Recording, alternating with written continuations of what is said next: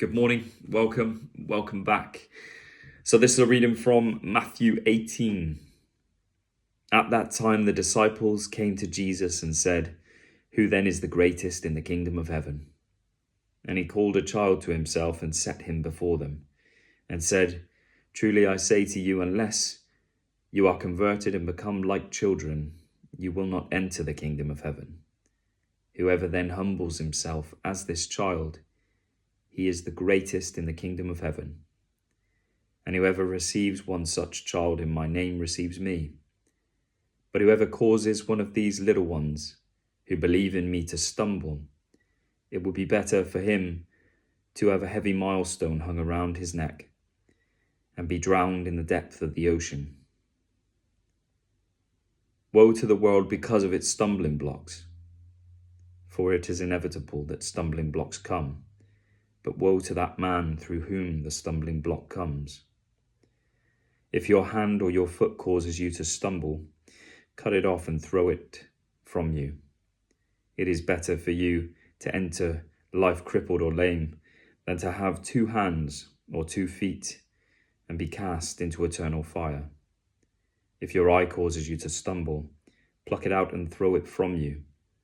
It is better for you to enter life with 1 eye than to have 2 eyes and be cast into the fiery hell.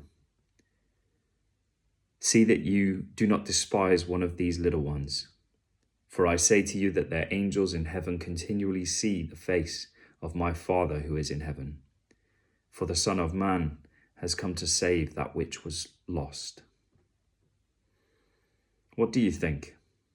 If a man has 100 sheep and one of them has gone astray, does he not leave the 99 on the mountains and go and search for the one that is straying?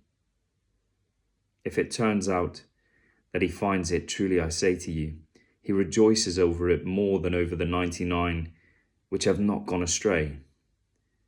So it is not the will of your Father who is in heaven that one of these little ones perish. If your brother sins, go and show him his fault in private.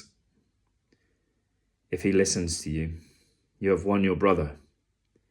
But if he does not listen to you, take 1 or 2 more with you, so that by the mouth of 2 or 3 witnesses every fact may be confirmed.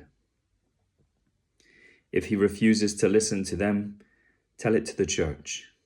And if he refuses to listen even to the church, let him be to you as a Gentile and a tax collector.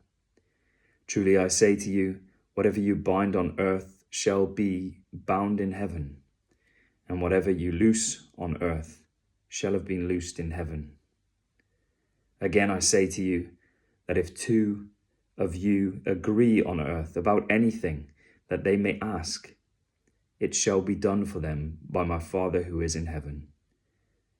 For where 2 or 3 have gathered together in my name, I am there in the midst. Then Peter came and said to him, "Lord, how often shall my brother sin against me, and I forgive him? Up to 7 times? And Jesus said to him, "I do not say to you up to 7 times, but up to 70 times 7.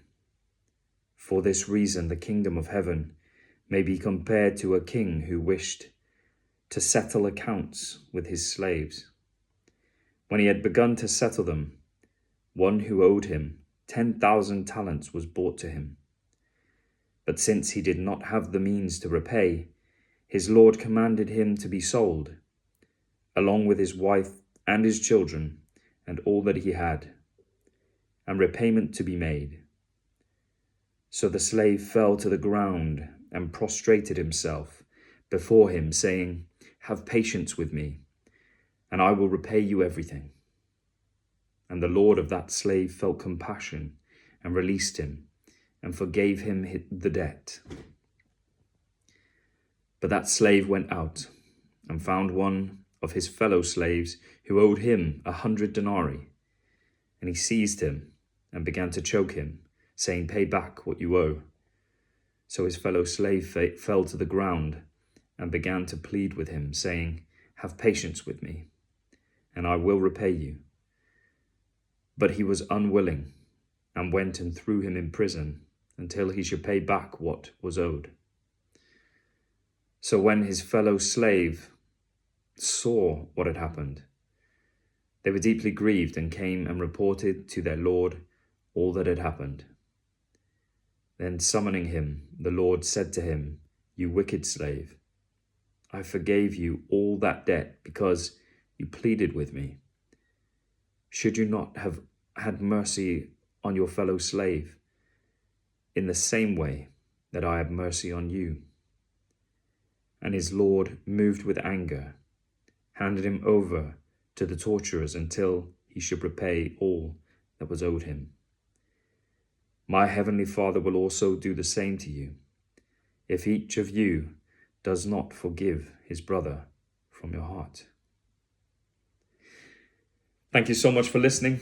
I pray you have a blessed day and a blessed rest of your week. Bye for now.